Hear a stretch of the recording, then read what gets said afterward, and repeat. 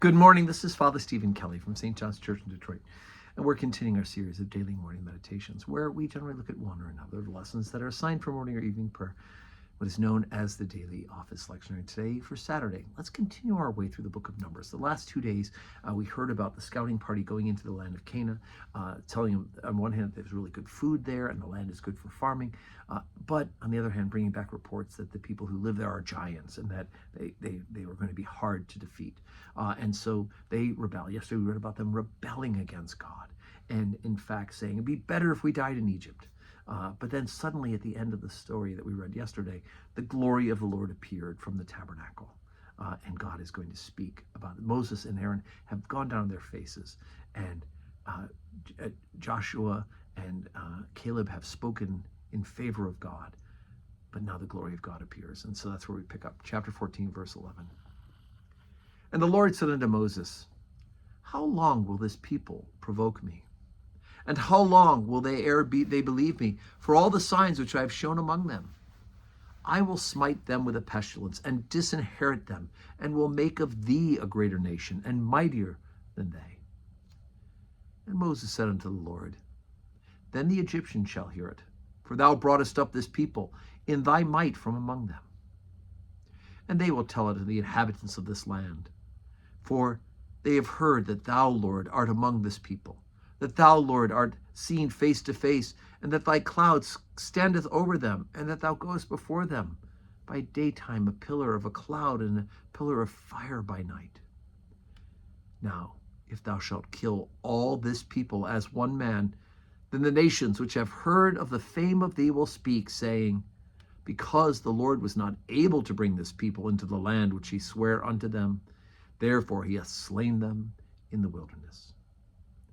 And now I beseech thee, let the power of my Lord be great, according as thou hast spoken, saying, the Lord is long-suffering and of great mercy, forgiving iniquity and transgression, and by no means clearing the guilty, visiting the iniquity of the fathers upon the children unto the third and fourth generation.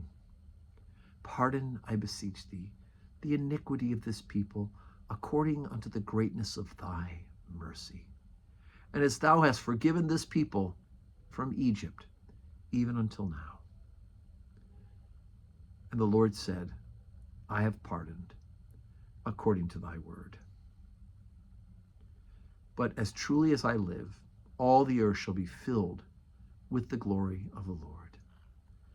Because all those men which have seen my glory and my miracles, which I did in Egypt and in the wilderness, and have tempted me now these 10 times, and have not hearkened unto my voice, surely they shall not see the land which I swear unto their fathers, neither shall any of them that provoke me see it.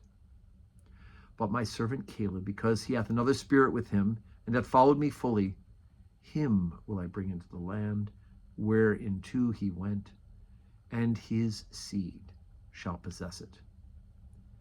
And now the Amalekites and the Canaanites dwell in the valley. Tomorrow turn you, and get you into the wilderness by the way of the Red Sea. So here is God's meeting out justice. He's forgiven, right?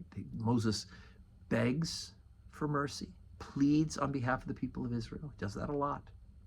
But the consequence is that this generation will not see the land. In other words, they have to continue their time in Exodus until a new generation is raised up. Right? Surely they'll not see the land which I swear unto their fathers, neither shall any of them that provoke me see it. And so it is, once again, they'll go into the wilderness until the new generation is raised up. So today's Saturday. We don't have public worship today at St. John's, but of course we're saying our prayers, morning or evening prayer, or just be in conversation with the Lord and glorify him and pour out your heart in love and in petition.